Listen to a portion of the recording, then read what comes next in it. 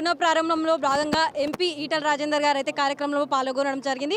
ప్రస్తుతం మనతో పాటు రాజేందర్ గారు ఉన్నారు. సార్, ఎలా అనిపిస్తున్నది బీజేపీ హయాంలో ఈ కార్యక్రమం అనేది జరపడం ఎలా అనిపిస్తున్నది? ఒకనాడు రైల్వే స్టేషన్లో టాయిలెట్స్కు డబ్బులు లేకుండే, సున్నమేయడానికి కూడా డబ్బులు లేకుండే, రైల్వే స్టేషన్లు దుర్గంధపూరితంగా ఉండేటిది. అలాంటి రైల్వే స్టేషన్లు అమృత రైల్వే స్టేషన్ల పేరిట ఇవాళ మోడ్రన్ రైల్వే స్టేషన్ నిర్మాణమే కాకుండా రైళ్లు కూడా ఎంతో గొప్పగా నిర్మాణం చేసుకుంటాం చూస్తూ ఉన్నాం.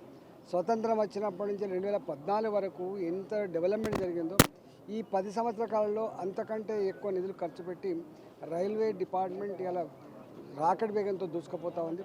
అదే పద్ధతిలో నేషనల్ హైవేస్ కన్స్ట్రక్షన్ విషయంలో కావచ్చు, ఎయిర్పోర్ట్ల నిర్మాణం విషయంలో కావచ్చు, ఒక్క మాటలో చెప్పాలంటే ఇలా గ్రామీణ ప్రాంతాల్లో నడుస్తున్న సిమెంట్ రోడ్లు కావచ్చు, పారే మురికి కాలువలు కావచ్చు, పెరిగే చెట్లు కావచ్చు, కట్టిన గ్రామ పంచాయతీ బిల్డింగ్లు కావచ్చు, నడిచే దవాఖానలు కావచ్చు, ఇవన్నీ కూడా కేంద్ర ప్రభుత్వ సహకారంతో జరుగుతూ ఉంది.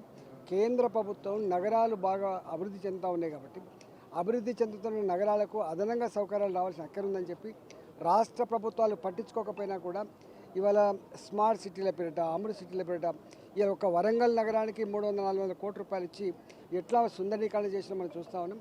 రాబోయే కాలంలో ప్రభుత్వాలు ఏవైనా కావచ్చు, మోదీ గారి ఒకటే పాలసీ, తెలంగాణ కావచ్చు, అది ఆంధ్ర కావచ్చు, గుజరాత్ కావచ్చు, అది మహారాష్ట్ర కావచ్చు, అన్ని రాష్ట్రాలు అభివృద్ధి చెందితేనే దేశం డెవలప్ అవుతుందన్నటువంటి కాన్సెప్ట్తో ఉన్నటువంటి వాడు కాబట్టి ఇవాళ నీ నా అనే తేడా లేకుండా ఈ పార్టీ ఆ పార్టీ, ఈ ప్రభుత్వం ఆ పార్టీ ప్రభుత్వం తేడా లేకుండా ఇలా ముందుకు తీసుకుపోతున్నాం. ధన్యవాదాలు.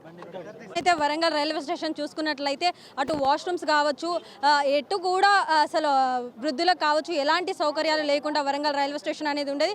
కానీ మరి ఇప్పుడు మాత్రం వరంగల్ రైల్వే స్టేషన్ అంతటా కూడా ఒక మోడ్రన్ విధంగా కొత్తగా ఒక వరంగల్ రైల్వే స్టేషన్ అనేది మనకు కనిపిస్తున్నది అని ఎంపీ ఈటల రాజేందర్ గారు అయితే చెప్పడం జరుగుతుంది. కెమెరామెన్ మహేష్తో సంతోష్, NS న్యూస్, వరంగల్.